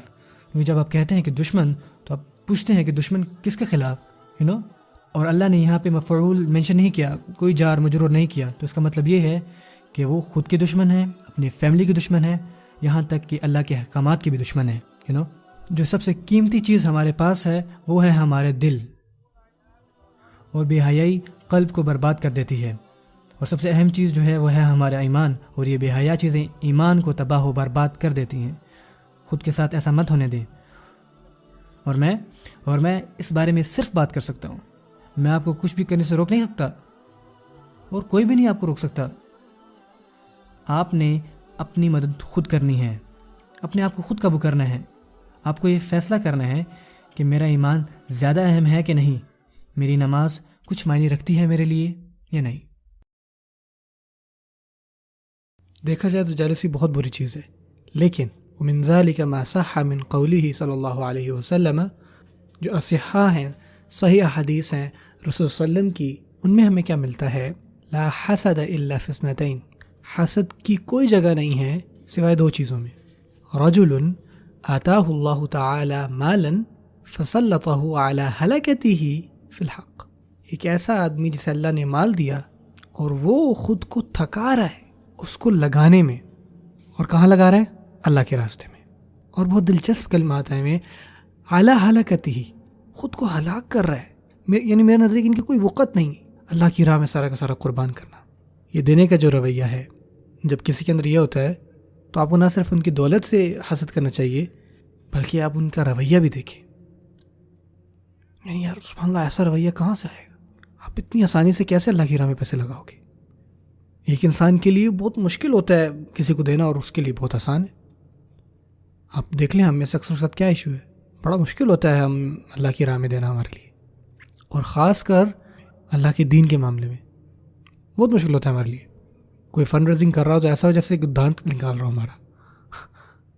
آپ کو اگر کوئی 100 روپے دینے ہوں مسجد کی تعمیر کے لیے، مدرسہ کی تعمیر کے لیے، کوئی بھی دعوت کا کام بڑا مشکل ہو جاتا ہے. لیکن جب آپ مارکیٹ جائیں آپ سوچتے نہیں ہیں، اور یہ لو کاٹو، ایشو ہی نہیں ہے بھائی، کاٹو سوائپ کرو. آپ یہ نہیں سوچتے کہ یار ان پیسوں کو میں کہیں اچھی جگہ استعمال کر سکوں، کوئی اکاؤنٹنگ نہیں آتی. لیکن جیسے ہی آپ اللہ کی راہ میں خرچ کرنا چاہتے ہو، ہم میں سے سارے اکاؤنٹنٹ بن جاتے ہیں.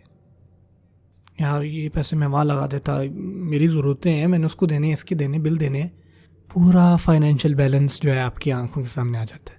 یعنی آپ نے لاگ ان کر لیا اپنا آن لائن اکاؤنٹ اور دیکھ رہے ہو اپنی آنکھوں کے سامنے کیا کیا دینا تھا ابھی، اور اپنے آپ کو تمام ریزنز دے رہے ہوتے ہیں کہ یار مجھے نہیں دینے چاہیے پیسے. اور یہ آدمی جس سے ہمیں حسد کرنا چاہیے، اس کے پاس جب بھی موقع آتا ہے وہ اللہ کی راہ میں دیتا ہے. یہ ہے پہلا انسان. اور بہت سارے لوگ یہ سمجھتے نہیں، اور وہ کہتے ہیں کہ یار کاش میرے پاس اتنے پیسے ہوتے. ہاں اگر میرے پاس بھی ہوتے تو میں بھی ایسے ہی خرچ کرتا بھائی. نہیں، آپ نہ کرتے. آپ خرچ کرتے لیکن ایسے نہیں. اور ہم سوچتے ہیں یار میں نے نا امیر ہونا ہے، اور اس وجہ سے نہیں کیونکہ میں اللہ کی راہ میں دے سکوں. ہاں بالکل پکا ارادہ آپ کا، یا آپ کا یہ ارادہ کہ یار میں نے امیر ہونا ہے، ہاں دے دیا کروں گا اللہ کی راہ میں بھی. ہاں آسان تھوڑی ہے. سبحان اللہ، ہم اپنی نیتوں کے ساتھ یہ کھیل نہیں کھیل سکتے. تو یہ وہ پہلا انسان ہے، شخص ہے جسے حسد کرنا چاہیے. پھر وَرَجُلٌ آتَاهُ اللَّهُ تَعَالَى الْحِكْمَةَ فَهُوَ يَقْضِي بِهَا، یہ اس کا پہلا حصہ ہے. وہ فرماتے ہیں کہ ایسا انسان جس کو اللہ نے حکمت دی، ایسے ہی جیسے کہ مال اللہ کی طرف سے ہے، اسی طرح آپ اللہ تعالیٰ کو کیا دیتے ہیں؟ حکمت. اور وہ اس حکمت کے ساتھ کیا کرتا ہے؟ یقضی بہا. پہلی بات، وہ اسی حکمت کی بنا پر فیصلے کرتا ہے.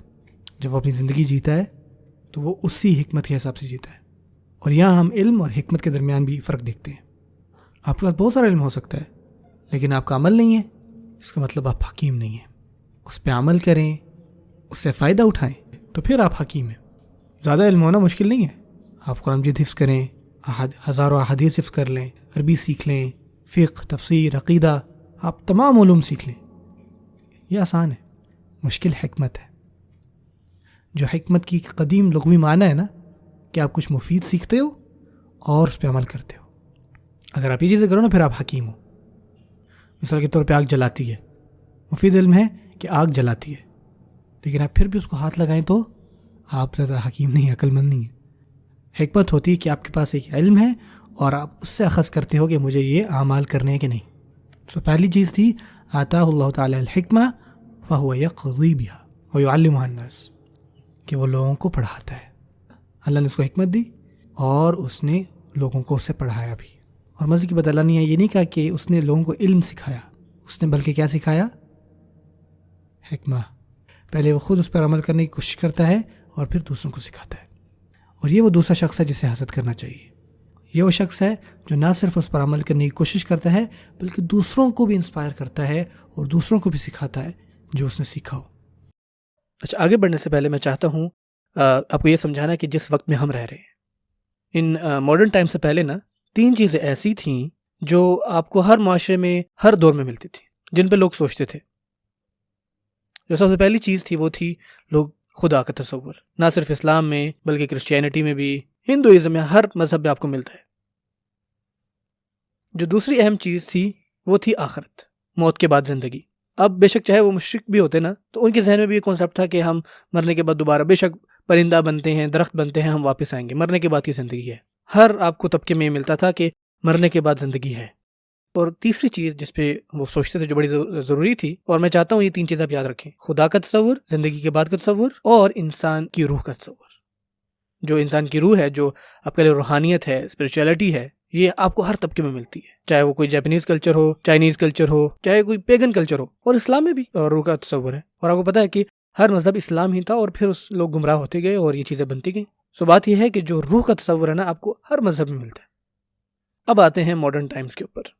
اب ماڈرن ٹائمز میں آپ کہہ رہے جنگ ہوئی مذہب کے خلاف، ادیان کے خلاف. اب یہ ہوا کہ لوگوں کا خدا پر تصور تو تھا لیکن اب خدا اتنا امپورٹنٹ نہیں رہا ان کے لیے، کچھ اور امپورٹنٹ بن گیا. خدا سے ہٹ کے لوگ کائنات کی طرف چلے گئے. ہم اپنی کہکشاں، اپنی کائنات کو اسٹڈی کرتے ہیں. ہو سکتا ہے خدا ہو نہ ہو، یہ ان کی سوچ تھی، لیکن یونیورس تو ہمارے سامنے ہے نا. ذرا اس کو پڑھتے ہیں بھائی، میٹر پڑھتے ہیں، فزکس پڑھتے ہیں، بایولوجی، سائنس، اس کی طرف آتے ہیں، ان چیزوں کو پڑھتے ہیں جو ہمارے سامنے ہیں. سو ایک شفٹ آیا ڈیوائن اسٹڈی میں اور وہ شفٹ ہو گیا مٹیریل اسٹڈیز کی طرف. پہلا شفٹ یہ ہوا. ایک اور شفٹ ہوا اور وہ شفٹ تھا آخرت کے بارے میں پریشان ہونے کہ پتہ نہیں زندگی ہوگی مرنے کے بعد کہ نہیں. اب آپ دیکھیں جتنی بھی آپ کی اسٹڈیز ہو رہی ہیں، جتنی بھی آپ کی چیزیں بڑھ رہی ہیں، جتنی بھی ترقیاں آ رہی ہیں، اس کے پیچھے یہی ایجنڈا ہے کہ یہ زندگی بہتر سے بہتر سے بہتر ہو جائے. لوگ جو ہے یہ سوچا کرتے تھے اپنی آخرت کی زندگی کو سنوارنے کے بارے میں، لیکن اب جو ہے کون سی زندگی بہتر بنانی ہے؟ یہ والی زندگی. تو یہ بھی ایک شفٹ آیا اور ایک اور شفٹ آیا اور وہ بڑا امپورٹنٹ. اور یہ اس صورت کے اوپر انشاءاللہ ہم اس کی بات کریں گے. پہلے زور ہوتا تھا روح کے اوپر، نفس پر، اور یہ بدل گیا جسم کے ساتھ. کیونکہ آپ پتہ ہے کہ انسان کے اندر 2 چیزیں ہیں، روح اور اس کا جسم. تو انہوں نے کہا کہ پتہ نہیں روح ہے کہ نہیں ہے، چھوڑو پرے اس کو، ہم کس طرح سائنس سے پروو کر سکتے ہیں روح ہے بھی کہ نہیں ہے، چھوڑو سب یہ فضول باتیں. لیکن جو چیز مجھے نظر آ رہی ہے وہ ہے میرا جسم. سو اب ہم یہ کرتے ہیں، یہ پوسٹ ماڈرن سوسائٹی کے بعد کیا ہوا کہ ہم اب جسم کے اوپر اپنی ریسرچ کرتے ہیں. پہلے لوگوں کا زور روح پر ہوتا تھا، اب جسم پر آ گیا. اب دیکھیں سائیکولوجی، سوشیولوجی اور حتیٰ کہ میڈیسن میں دیکھیں کتنی ترقیاں ہوئیں. ایک انسان جو ہے اس کے جسم کے اوپر کتنی ریسرچ ہوئی، لیکن اس کا جو زاویہ تھا وہ کیا تھا؟ صرف جسم. لیکن انسان صرف جسم سے نہیں بنا، انسان کے اندر جسم کے ساتھ ساتھ اس کی روح بھی ہے. اور ہمیں کس چیز نے اشرف المخلوقات بنایا ہے؟ یہ صرف مٹی نہیں ہے جیسے اللہ تعالیٰ نے کہا کہ ہم مٹی سے بنے ہوئے ہیں. اللہ نے ساتھ ساتھ یہ بھی فرمایا وَنَفَخْتُ فِيهِ مِن رُوحِي فَقَعُوا لَهُ سَاجِدِينَ، کہ میں نے ان کے اندر اپنی روح بھی پھونکی ہے اور اسی وجہ سے سجدے میں گر جاؤ سارے. کس چیز نے عزت دی ہمیں؟ روح نے. جس چیز سے انسان کو اکرام دیا گیا اس کے اوپر کوئی نہیں پڑا، نہ ہی اب کسی کو خیال آ رہا ہے. اور وہ چیز جو جانوروں اور انسانوں میں مشترک ہے جو کہ جسم ہے، اس کے اوپر زور ہے. اور اب آپ جا کے یہ سمجھ رہے ہیں، یہ سیکھ رہے ہیں. ایک بہت بڑا انٹلیکچوئل آیا جس کا نام ڈارون تھا، اور اس نے یہ کہا کہ ہم تو صرف جانوروں کی ایک بہتر قسم ہے. واہ جی واہ. یہ جو جسم ہے ایک تو بندر کا آپ کہہ لیں تھوڑا پیچیدہ ورژن ہے اور کچھ نہیں ہے. جیسے ایک گدھا ہے اور اس کا جو ایوالو ہے وہ ایک گھوڑا ہے. تو اس کا کہنا یہ تھا کہ ہم تھوڑا سا بہتر ڈیزائن ہے، منکی 2.0 ہیں بس، اور کچھ نہیں، ہم میں کوئی روشو نہیں ہے. اور اگر یہ سوچیں کہ ہم اور کچھ نہیں ہیں تو چلے ٹھیک ہے جانوروں کے اوپر آئیں. جانور کیا سوچتے ہیں؟ وہ اپنا پیٹ بھرنا چاہتے ہیں، وہ اپنی شہوت پوری کرنا چاہتے ہیں، وہ اپنے آپ کی حفاظت کرنا چاہتے ہیں، وہ اپنے قبیلے کے لیڈر بننا چاہتے ہیں، وہ اپنے آپ کو بچانا جانتے ہیں. یہ ساری چیزیں جو ہیں، تو ڈارون نے کہا دیکھو یہ ساری چیزیں تو ہم بھی چاہتے ہیں. تو اب جتنے بھی انسان ہیں نا وہ ایک آپ کہہ لیں سوفسٹیکیٹڈ اینیملز ہیں اور کچھ نہیں. اب آپ مجھے بتائیں کیا جانوروں کے اندر مورالٹی ہوتی ہے؟ ان کے اندر صحیح اور غلط کی تمیز ہوتی ہے؟ ان کے اندر انصاف ہوتا ہے؟ یہ چیزیں نہیں ہوتی ان میں. اس کا کہنا تھا یہ چیزیں ہمیں بھی نہیں ہیں لیکن بس ہم تھوڑے پیچیدہ ہو گئے ہیں. سو جس چیز نے ہمیں عزت دی اس کو ہٹا دیا گیا, جس چیز نے ہمیں موریلٹی دی اس کو ختم کر دیا گیا. سو اسی وجہ سے جب آپ کسی فلاسفی کلاس میں جائیں نا کالج میں, تو پروفیسر آپ کو یہ بتائے گا کہ جو موریلٹی ہے نا وہ ریلیٹیو ہے, یہ ڈیپینڈ کرتا ہے, کہیں کم کہیں زیادہ. کہیں پہ بھی آپ کہہ لیں کہ ایک موریلٹی نہیں ہو سکتی, یہ سارا انسان نے بنایا ہوا ہے. حتیٰ کہ جو مذہب ہیں یا ادیان ہیں ان کو بھی ایک آپ کہہ لیں کہ میراث کے طور پہ سمجھا جاتا ہے, پڑھایا جاتا ہے. اب یہ ساری بات میں نے آپ سے کیوں کی؟ کیونکہ انسانی تاریخ میں جو ہم پڑھتے ہیں یا اسٹڈی کرتے ہیں, جو ہم نے آج انسان کو سیکھا ہے نا وہ سب سے زیادہ ہے. آج ہم زیادہ جانتے ہیں دماغ کے بارے میں, بیہیویئر کے بارے میں ہمیں پہلے سے بہتر پتہ ہے, یا جتنے بھی سسٹم انسان ڈائجسٹو سسٹم ہے یا کارڈیو ویسکولر, یہ ساری چیزوں کے بارے میں ہمیں پہلے سے آج بہت زیادہ پتہ ہے. اور حیرانی کی بات یہ ہے کہ آج ہم اتنے ہی زیادہ جاہل ہیں جتنا پہلے کبھی نہیں ہوئے. ہم ایک ایسی عجیب سی اسٹیٹ پر آئے ہوئے ہیں. اور پتہ حیرانی کی بات کیا, اللہ تعالیٰ کیا فرماتا ہے قرآن مجید میں, وَلَا تَكُونُوا كَالَّذِينَ نَسُوا اللَّهَ, کہ ان جیسے ہرگز نہ ہو نا جو اللہ کو بھول گئے. میں نے بتایا تھا پہلے کنسرن کیا ہوتا تھا لوگوں کا, خدا. اب کیا کنسرن رہ گیا, یونیورس. آنے والی زندگی کے حوالے سے اب کیا ہے, یہ زندگی پہ زور ہے. انسان کی روح وہ بدل گئی جسم کے ساتھ. جو پچھلی یہ 3 چیزیں ہیں یہ ان میں کیا کامن ہے, یہ ساری غیب کی باتیں. سو جو جتنا بھی غیب تھا نا وہ اب آپ کہہ لیں کہ حاضر میں بدل گیا ہے. سو اب اللہ کو بھول گئے. اب اس کا نتیجہ کیا ہوا, فَأَنسَاهُمْ أَنفُسَهُمْ, اب اللہ کو بھولے, اللہ تعالیٰ نے ان کے خود کے نفس بھلا دیے ان کو. وہ بھول گئے. جو اللہ کو بھول گئے اللہ تعالیٰ نے ان کو خود بھلا دیا کہ وہ اصل میں ہیں کون. وہ بھول گئے کہ اللہ تعالیٰ نے ان کو عزت دی تھی. وہ بھول گئے کہ اللہ تعالیٰ نے ان کے اندر روح رکھی ہے. وہ اپنے آپ کو جب دیکھتے ہیں نا تو کیا دیکھتے ہیں, صرف میٹر, صرف جسم. ان کو روح نظر نہیں آتی. وہ اپنے آپ کو بھول گئے ہیں. سبحان اللہ, انتہائی زبردست بات ہے قرآن مجید میں.